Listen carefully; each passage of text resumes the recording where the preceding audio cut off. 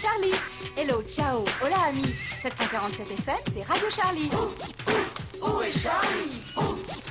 Où est Charlie? La fille qui vous parle, c'est Félicie. Et pour l'instant, je cherche Charlie. Où est Charlie? Où est Charlie? Salut, c'est moi celui que vous cherchez. Je passe ma vie à me cacher, voyager, rigoler. Où est Charlie? Où est Charlie? Charlie, il s'est encore sauvé. Foi de Blanche-Barbe, on te retrouvera. Oui, Où est Charlie? Mais non, par là. Où est Charlie? Alors, avec tous mes potes, on a créé un magazine pour voyager et une radio pour se marrer. Où est Charlie? Où est Charlie? Hello mes amis, ne changez surtout plus de fréquence. Vous êtes bien sur Radio Charlie et c'est Blanche-Barbe qui vous parle. Magique, non? Le présentateur star de cette radio géniale? Eh bien c'est moi. Oh, surtout restez bien à l'écoute. Il y aura des reportages sensationnels, toutes les toutes dernières nouvelles. Et surtout plein d'histoires qu'il est arrivé à Charlie au cours de ses voyages. Radio Charlie. Radio Charlie. 747 FM. Vous m'entendez mal? Ah, c'est vraiment bizarre, parce que devant moi, j'ai pourtant un énorme micro de 2 mètres de haut. Ah, je comprends. C'est parce que vous ne savez pas encore où j'ai installé Radio Charlie. Dans une caverne ultra secrète. Ici, on est beaucoup plus au calme. Oui, c'est vrai, parce que sinon vous êtes constamment dérangé par les fans de Charlie qui campent devant la porte du studio pour avoir des autographes. Oh, barbant, hein? Mais rassurez-vous, si vous voulez nous rendre une petite visite à l'heure du goûter avec des gâteaux, par exemple, je vais quand même vous donner l'adresse. Mais attention, Motus et Boscosu, c'est top secret. Bon, vous voyez le gros arbre là-bas? Vous faites 50 pas. Il y a un rocher en granit. Tournez à droite, passez 3 hiboux, tournez à gauche, enjambez le ruisseau, attendez 3h47. Un écureuil passe ici tous les jours à la même heure. Suivez-le. Ah, attention, hein, il va très vite. Ne ratez surtout pas le gros champignon rouge à point vert. Donnez un coup de poing dessus. Ça y est, une trappe cachée dans la terre s'ouvre. Vous y êtes. C'est facile, non? En plus, vous verrez ces douillets ici. Vous n'allez quand même pas croire que j'allais rester pieds nus dans l'humidité et le froid. Non, non, j'ai installé de la moquette rouge, un gros fauteuil bleu. Bon, et puis un distributeur de jus d'orange aussi. Vous savez qui vient justement de prendre un grand verre de jus d'orange glacé? C'est Charlie, Félicie et Waf. Ils étaient ici avec moi et ils viennent de sauter dans le cercle magique que j'ai dessiné. À l'instant où je vous parle, ils sont au pôle Nord. Oh, j'imagine que cet ignoble poids ne doit pas être loin. Méfiance, Charlie. Charlie? Charlie? Est-ce que tu me reçois? Parfaitement, mon cher Blanche-Barbe. Je suis actuellement dans un endroit totalement gelé, où souffle un vent absolument abominable. Il n'y a que de la glace et de la neige à perte de vue. Et je peux vous dire qu'il n'y a pas que l'endroit qui est complètement gelé. Il y a moi aussi. Ça va, Félicie? J'ai rien contre les Inuits, mais alors j'aime pas du tout l'ambiance ici. C'est beaucoup trop glacial pour moi. Et toi, Waf? Oh, la chance! Il a réussi à rentrer dans son bonnet. Alors, Blanche-Barbe, tu nous as envoyé ici pour tester ta toute dernière création, un motoneige. Ah, ça doit être celui-là, car il a des rayures rouges et blanches. Waouh, super! Il a même un coffre. Tiens, qu'est-ce que c'est? Génial! 3 combinaisons en peau de caribou, avec des rayures rouges et blanches aussi. Merci, Blanche-Barbe. Ouais, merci, c'est sympa, Blanche-Barbe, mais c'est un peu flash quand même, surtout sur la banquise. Au moins, on risque pas de nous louper. Tiens, c'est bizarre. Tu n'as rien vu, Félicie?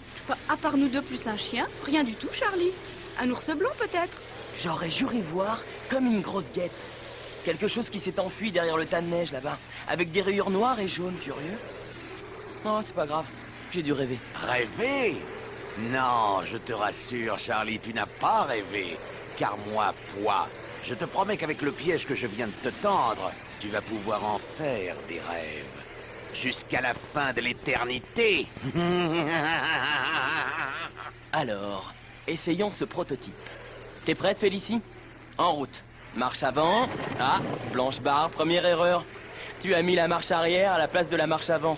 Un peu plus si on tombait dans l'Arctique. On a eu chaud. Tu rigoles ou quoi? On a failli avoir très froid. Ça y est, c'est parti. Super sensation de glisse. Je passe la seconde, facile. La troisième, les skis adhèrent parfaitement à la neige. La quatrième, accroche-toi Félicie, tremplin à l'horizon. On décolle, youhou! Excellente réception. Bravo Blanche-Barbe. En plus, comme tu as remplacé l'essence par du jus d'orange, ça sent bon. Et puis ça pollue pas la banquise au moins. Charlie, à moi maintenant, laisse-moi essayer. Pourquoi pas? Bonne idée. Mais sois prudente. Avanti! Laissez passer Félicie sur sa moto à ski. Waouh, c'est génial! Oh, mais qu'est-ce que c'est que ça? Charlie, regarde, devant, une crevasse, un trou énorme, c'est pas possible! Quelqu'un a dû scier la banquise, c'était tout plein quand nous sommes arrivés! Félicie, tu n'as plus le temps de ralentir, accélère. Plus vite, plus vite!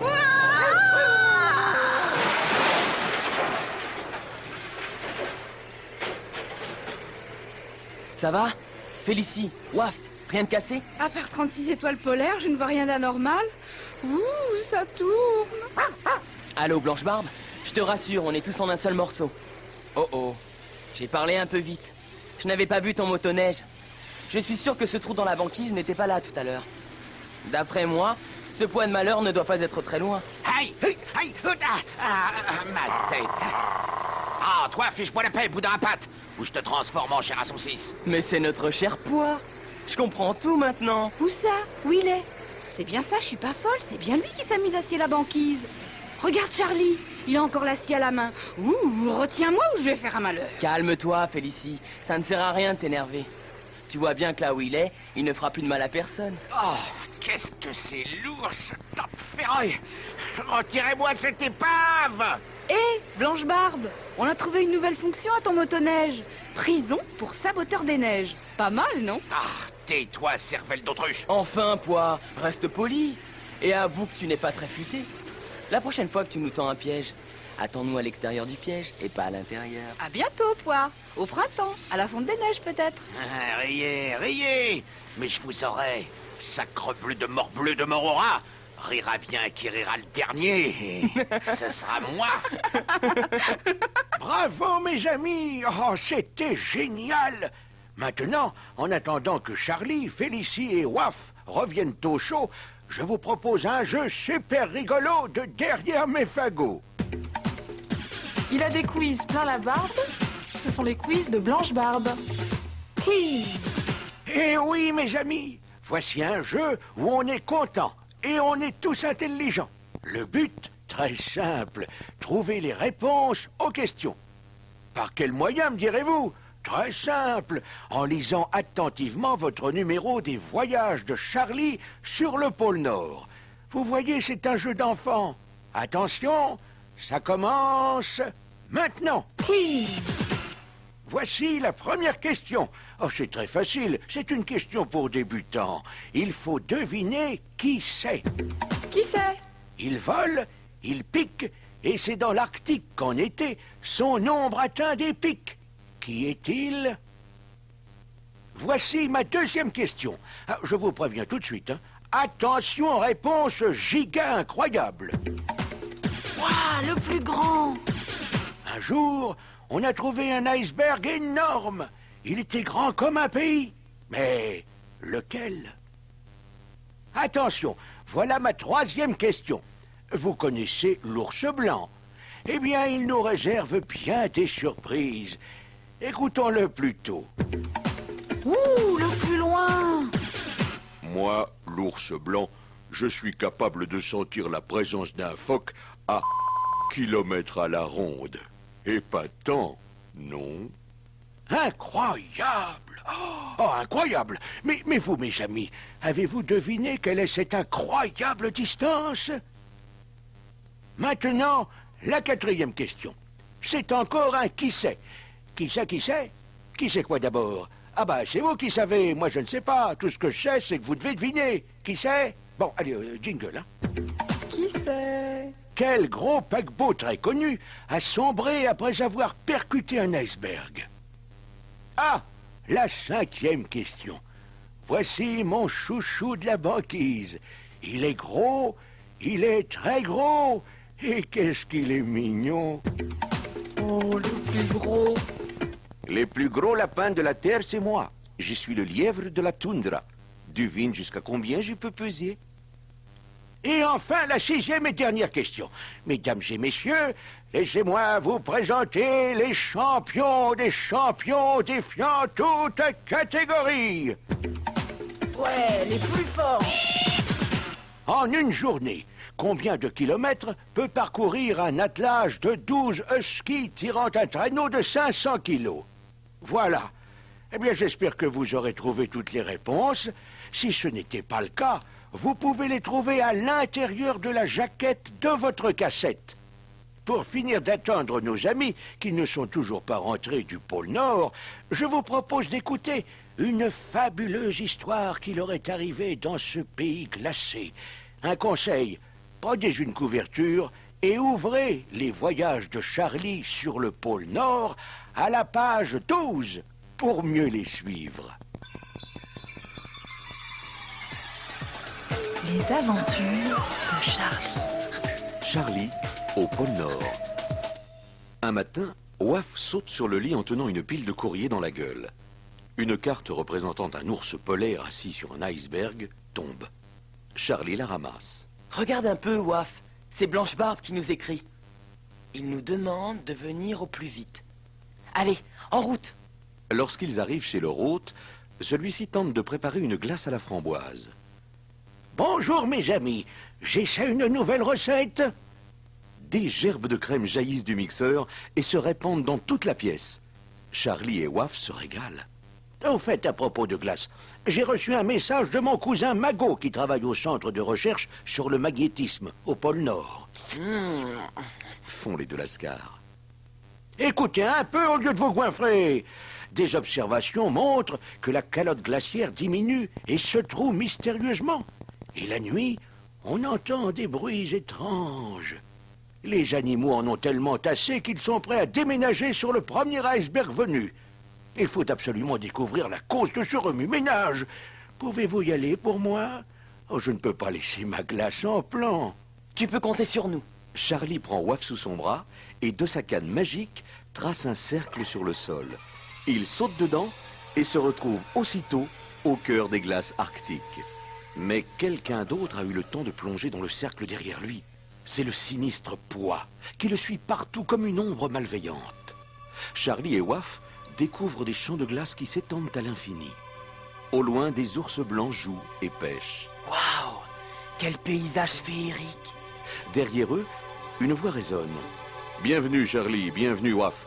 Je me présente Mago, spécialiste en magnétisme polaire. » Derrière le scientifique, Charlie aperçoit le centre de recherche surmonté d'un dôme argenté.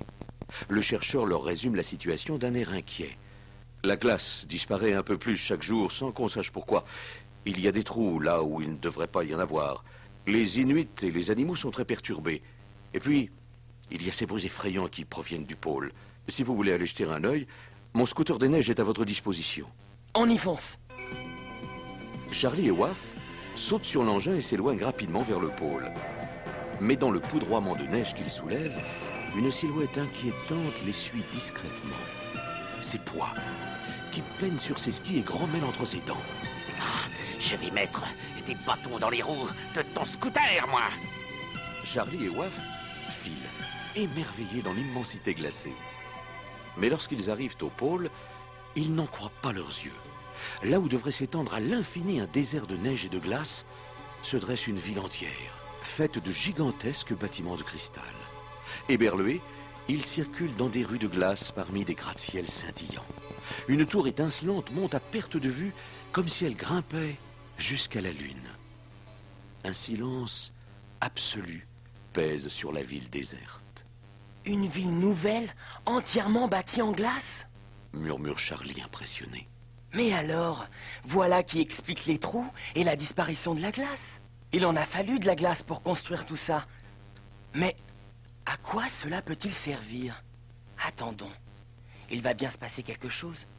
Cette ville ne s'est pas faite toute seule, il doit bien y avoir quelqu'un. Charlie et Waf décident de cacher le scooter des neiges. Puis ils se tapissent dans un igloo vide à la sortie de la ville. Bientôt, ils entendent des sons métalliques. Un vrombissement de machines se rapproche. Glissant un œil à la porte de l'igloo, les deux amis découvrent alors avec stupéfaction des équipes de robots armés de pics à glace, de marteaux-piqueurs et de poulies. Certains conduisent des bulldozers. Ils découpent des blocs de glace, les coupent et les taillent pour construire les bâtiments et rehausser encore l'interminable tour. Le bruit est assourdissant et Waf se bouche les oreilles avec ses pattes sans succès. Soudain, tout près d'eux, la glace se soulève et se fend. Charlie et Waf s'écartent précipitamment et voient surgir un périscope. Regarde, Waf, c'est un sous-marin. La tourelle de l'appareil s'ouvre et deux individus en sortent. L'un d'eux, grand et gros, fume un cigare. Allons, tête de pioche, voyons où en est ma ville extraordinaire. L'autre, petit avec un visage de fouine, mâche un chewing-gum. Dis donc, Roger, on dirait que ta tour de lune a drôlement grandi en quelques jours. Ils inspectent le chantier. Tête de pioche interroge les robots, puis revient vers Roger le roublard. Je pense que ce sera terminé à la fin de la semaine. Très bien. Le monde va enfin découvrir l'attraction touristique du siècle. La ville de glace et la tour de lune de Roger le roublard. 2 millions de dollars la visite. Ils s'engouffrent de nouveau dans le sous-marin qui disparaît bientôt sous la glace. Charlie et Waf foncent vers le centre de recherche et s'empressent de tout raconter à Mago. Nous n'avons qu'une semaine pour agir. Les chercheurs de l'équipe de Mago font les 100 pas en se creusant les méninges. Waf se gratte la tête, Pois inconfortablement caché sous un banc, tend l'oreille. Charlie s'écrie enfin. J'ai une idée. Il nous faut un appareil capable de concentrer la force magnétique du pôle Nord. Nous pourrons alors neutraliser les robots. Mago et son équipe se mettent aussitôt au travail. Ils dessinent des plans, font des calculs compliqués et inventent un incroyable appareil qu'ils chargent sur un traîneau. Ils emportent aussi un étrange ouvre-boîte géant et une machine à recycler. Puis ils prennent le chemin du pôle sans se douter qu'un passager clandestin est du voyage. Pois, accroché sous un traîneau, s'éclipse discrètement dès leur arrivée dans la ville de glace. Les robots sont en train de fixer des plaques de rue et de planter des fleurs de givre dans les jardins. Mago et son équipe connectent leur appareil sur le pôle, puis le braquent sur les robots. Ceux-ci basculent brusquement. Ils sont attirés irrésistiblement dans la machine à recycler. Charlie dirige les opérations. On va en faire des milliers de boîtes de conserve. Et maintenant, au tour de Roger le roublard. Tous se cachent pour guetter le sous-marin. Mais Pois se prépare à faire échouer le plan. Enfin, la glace se soulève, craque, et le périscope apparaît. Pois tente de se précipiter au-devant des gangsters pour les prévenir. Mais il n'a pas vu arriver un ours polaire qui l'assomme d'un revers de patte. Roger le roublard a entendu le remue-ménage et pressent le danger. Il tente de rentrer son périscope, mais trop tard. Mago a déjà braqué son appareil. La force métallique attire inexorablement le sous-marin et le fait jaillir de la glace comme un bouchon de champagne. Aussitôt, l'ouvre-boîte géant découpe le couvercle de la tourelle, dévoilant les deux compères terrorisés. Roger le roublard pleurniche. Ah, tous mes projets sont ruinés. Puis il réfléchit et se tourne vers Charlie. Tête de pioche et moi, nous adorons vivre dans notre sous-marin, alors je te propose un marché. Si tu nous permets d'y rester, Mago et ses chercheurs pourront venir à bord pour étudier la vie sous la calotte glaciaire. Accordé. Mais fini les grands projets et les tours de glace. Et pour commencer, tu vas nous aider à tout remettre en place. Mago lance un appel radio sur tout le cercle arctique. Rapidement, des dizaines d'Inuits les rejoignent. Tout le monde entreprend de démolir la ville de glace. On rebouche les trous avec des blocs de glace. Même Pois, Roger le roublard et Tête de pioche sont au travail sous la surveillance d'un chien de traîneau. Non loin de là, les morses et les ours reprennent joyeusement leur vie de pêche et de jeu. La mission de Charlie est terminée. Allons, viens, Waf. Allons voir si la glace de Blanche-Barbe est prête. Lundi, j'allume Radio Charlie. Mardi, je suis sûre, Radio Charlie. Mercredi, j'écoute Radio Charlie. Jeudi, je rate pas. Radio Charlie. Vendredi, ça c'est Radio Charlie. Samedi, la teuf radio, c'est Charlie. Et dimanche, mange-dit, je dévore Radio Charlie. Radio Charlie, c'est jour et nuit. Radio Charlie, c'est pour la vie. Radio Charlie, c'est jour et nuit. Radio Charlie, c'est pour la vie.